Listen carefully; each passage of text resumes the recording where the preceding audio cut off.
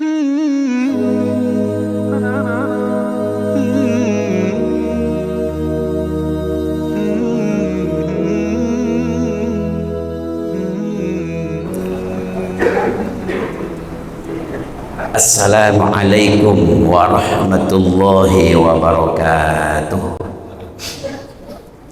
Bismillahirrahmanirrahim. Alhamdulillahirabbil alamin. Wassalatu wassalamu ala asyrafil anbiya'i wal mursalin wa ala alihi wa ashabihi ajma'in. Asyhadu an la ilaha illallah wahdahu la syarikalah wa asyhadu anna Muhammadan 'abduhu wa rasuluh. Arsalahu kafatan lin nas basyiran wa nadhiran wa hadiyan ilal haqqi wa sirajan munira. Yang sama-sama kita hormati Bapak Pengurus Masjid Agung Nurul Iman beserta jajaran yang hadir pada siang ini. Kita muliakan Al-Mukarram Imam kita, dan yang kita muliakan para guru-guru kita, buya kita yang juga hadir pada siang ini. Seterusnya kepada ibu-ibu dan bapak kaum muslimin wal muslimah sedang jemaah zuhur yang insyaallah dirahmati Allah. Puji syukur marilah sama-sama kita haturkan kehadirat yang maha kuasa yang selalu melimpahkan nikmatnya kepada kita bersama.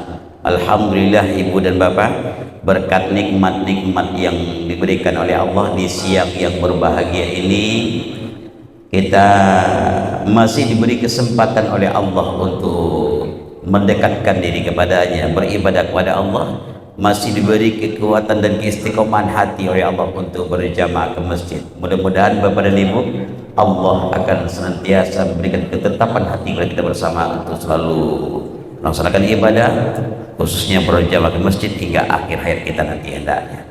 Salawat barakah salam buat kita Nabi Muhammad sallallahu alaihi wasallam.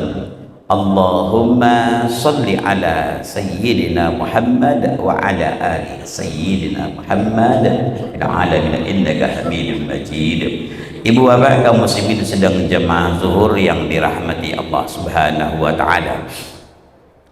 Allah itu menciptakan ada takdir mubram dan juga ada takdir mu'allaq.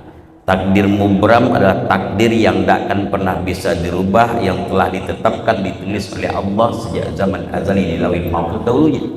Sementara takdir mu'allaq, takdir dan bisa dirubah dengan cara, dengan jalan ikhtiar atau berusaha, kemudian diiringi dengan berdoa kepada Allah Subhanahu wa taala. Insyaallah bisa. Contohnya Bapak dan Ibu, orang dan miskin bisa jadi kayu.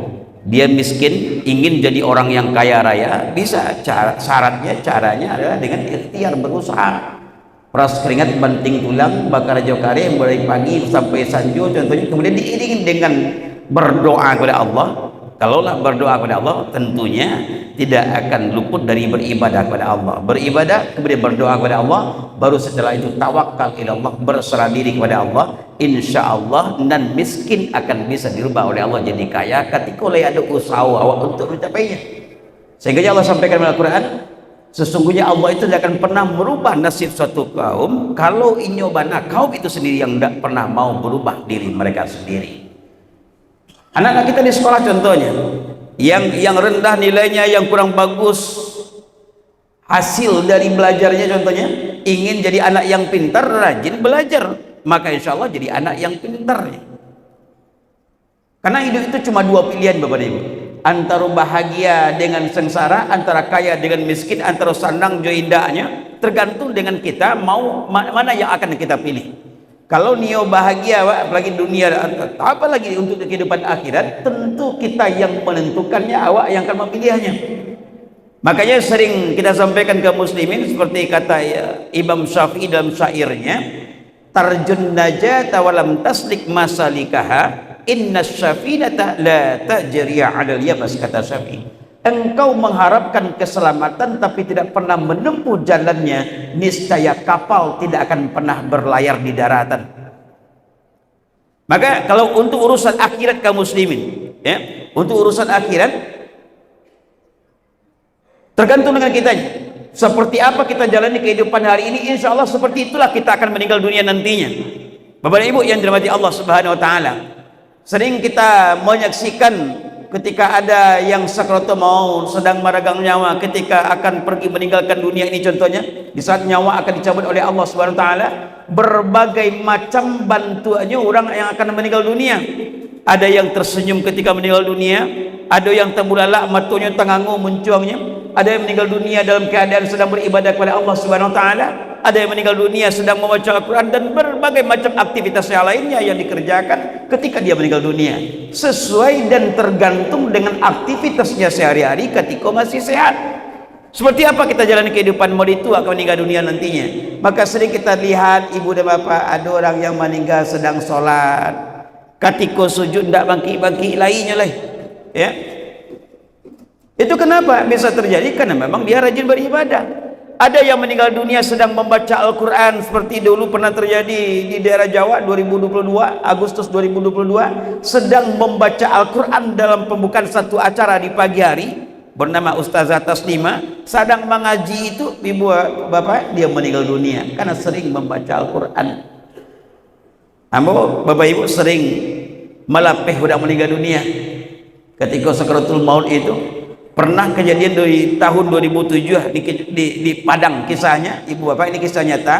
Sedang basi tagang ala halun itu, antara ala meninggal jualunnya karena beliau koma kondisi ketika itu, kecek keluarga ala meninggal. Namun kita lihat dari tanda-tandanya, ambil kacau bapak ibu, lah tadi doangnya masih ada uap di kaca tadi, itu tandanya beliau masih hidup walaupun sudah mulai melemah. Ketika sedang si tangka mengecen Allah jualun ko bapak ibu, mohon maaf, nyongkek tangannya di apa aku kata cik dengan mengatakan coki. Salah saya mengecen coki, Israel tiba nyerang guian sekali, ya. Kalimat terakhir yang keluar dari mulutnya adalah coki. Kalau nan lain menunjukkan nan batin ibu dan bapak, ini su'ul khotimah. Ada nan bacari saja kerajaan anda jauh dari Masjid Nuliman 2009 kisahnya. Ketika kita talkinkan la ilaha illallah aja wehnya sampai runciang anang baca kuah keceknya. Bahkan ada yang minta piti sekerajonya, mabitiren. Rupanya amakku ketika sehat daudunyo, mohon maaf, tukang julo tembak kerajanya. Seperti apa kita jalani kehidupan hari ini, seperti itulah kita meninggal dunia bapak dan ibu. Maka kita heran dan jadi renungan bagi kita bahasamu bapak ibu. Rusuh awaknya, mohon maaf, walaupun awak belum tentu kahusnul khotimah nantinya, meninggal dalam keadaan baik nantinya ibu dan bapak, tapi kita memang maksimalkan diri untuk mencapai itu. Bagaimana dengan saudara-saudara kita, anak-anak cucu keturunan awak ibu bapak yang hari ini remaja-remaja kita yang digandrungi dengan game-game online, gilo baju di gilo main game saja kerajonyo, yang padusi gilo main TikTok saja kerajonyo. Andai kata seperti itu dia kejalani kehidupan setiap harinya, seandai tiba lah mereka mau kok takai itu lo meninggalnya besok contohnya. Bapak ibu yang dirahmati Allah Subhanahu wa taala, maka sering kita sampaikan, jangankan ibu bapak yang rajin beribadah ke masjid salat 5 waktu sehari semalam, sudah sembahyang dua kuat cari preman gadang. Carilah deh bapak ibu preman gadang nan panbuah sakujo badannya dengan tato sadolanya, ndak kenal dengan masjid, ndak tahu jauh puasa, ndak pernah absen terompahnya di busaji. Tanya kayaknya, andai singke umur tuan besok meninggal, nio husnul khotimah atau su'ul khotimah, nio dapat nikmat dalam kubur atau mendapatkan azab, atau nanti nio surga ataupun neraka ketika di akhirat. Pasti semua mereka ketika masih akalnya normal, sehat akal fikirnya bapak ibu, ndak gilonya, walaupun jahit mana pasti akan menjawab ingin surga, tapi tidak mengamalkan amalan-amalan ahli surga, maka belum tentu akan bisa memperoleh surga itu sendiri. Bapak ibu yang dirahmati Allah Subhanahu wa taala, sehingga Rasulullah SAW, karena hidup adalah sebuah pilihan, sampai-sampai Nabi mengatakan, andai kata boleh untuk memilih meninggal di mana, bisa memilih untuk meninggal di mana, pilihlah meninggal di kota Madinah. Inilah yang selalu diinginkan oleh para jemaah haji ataupun jemaah umroh. Beda kalau di Makkah. Kalau di Makkah jemaah haji jemaah umroh itu ketika meninggal dunia dimakamkan itu jauh dari Masjidil Haram, sekitar 7,5 kilo jaraknya dari Masjidil Haram. Tapi kalau meninggal di Madinah itu pemakamannya di Baqi nantinya. Sampai dalam hadis yang lain Rasulullah sampaikan, di akhirat nanti ketika hari kiamat nanti, dan yang pertama kali dibangkitkan dari alam kuburnya adalah Rasulullah SAW, kemudian Abu Bakar, baru Umar yang dimakamkan di dalam Masjid Nabawi itu. Kemudian Rasulullah berangkat ke kuburan Baqi, memberikan syafaat pada siapapun yang dimakamkan di sana. Jaminan insyaallah surga dari Allah Subhanahu wa taala.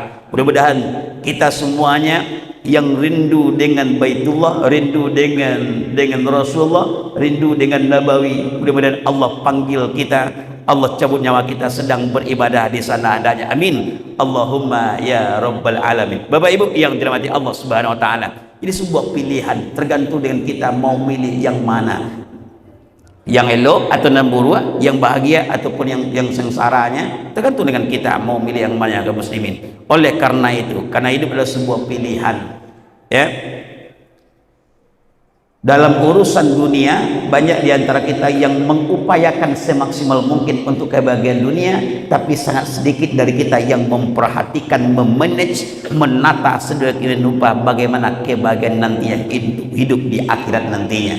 Mulai sejak dari ketika ajal datang menyebut sampai di akhirat nantinya. Mudah-mudahan ibu bapak, kita semuanya yang hadir di Nurul Iman khususnya siang ini dan warga kita pada umumnya, jemaah kita pada umumnya, mudah-mudahan selalu berupaya memaksimalkan diri untuk memilih yang terbaik di antara yang terbaik, memilih yang elok di antara yang buruk. Mudah-mudahan kita semuanya akan digolongkan oleh Allah Subhanahu wa taala pada hamba-hambanya yang beruntung. Amin ya rabbal alamin. Terima kasih. Billahi taufik. Assalamualaikum warahmatullahi wabarakatuh.